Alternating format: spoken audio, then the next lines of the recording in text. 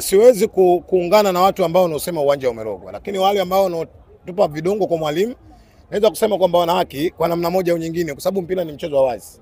Alafu Simba na wachezaji 25 mpaka 28.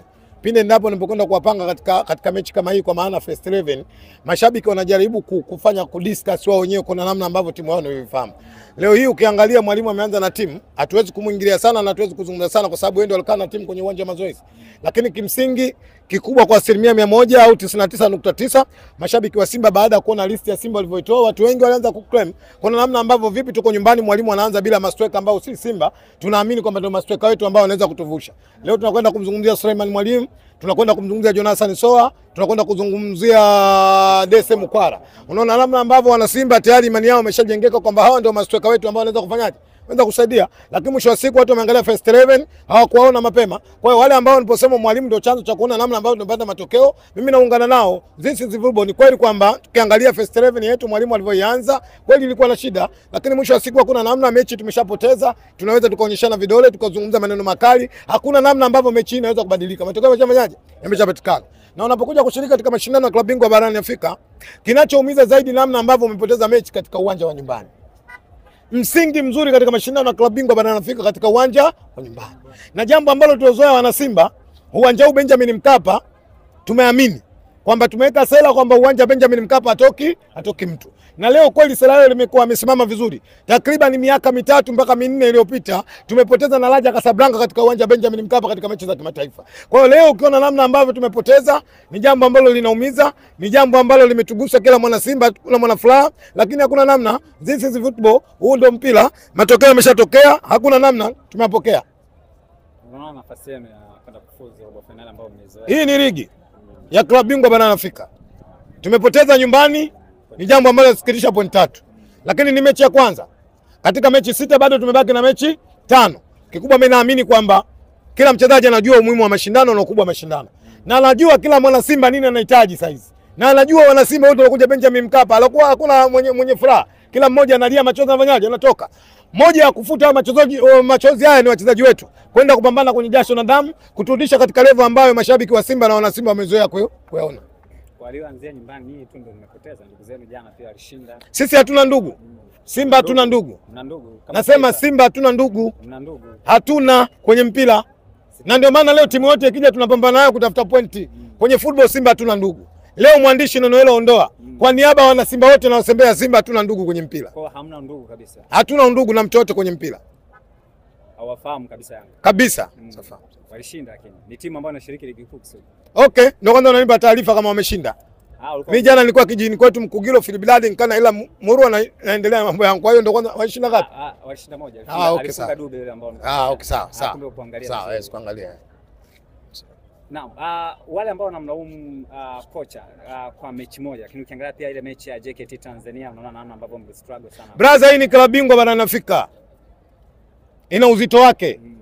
Moja uko na giant katika soka la barani Afrika, maana yake lazima upate matokeo wapi? Nyumbani. Na unaweka standard nzuri.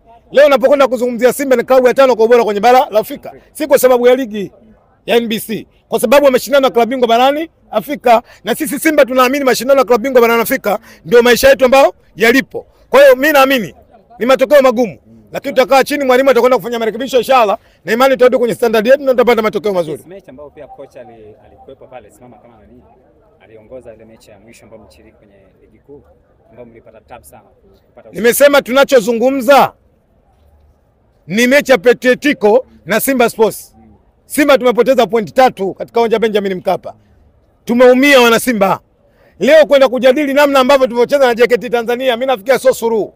Kimsingi tumekubali matokeo, tumeyapokea, tutakaa chini kama wana Simba kwa pamoja, tutajua wapi tumetereza, tutakwenda kujipanga kuona namna ambavyo tunakwenda kupambana, kwa sababu naamini kati ya tarehe 29 mpaka 28 tunakwenda Bamako Mali. Ni mechi ngumu, ni mechi ambayo wenzetu wameanza vizuri, ugenini wamepata suluhu. Tunaamini tutakwenda kupambana kwa jasho na damu, tutapata point 3, tutaweka level vizuri. Alama za leo tunampana.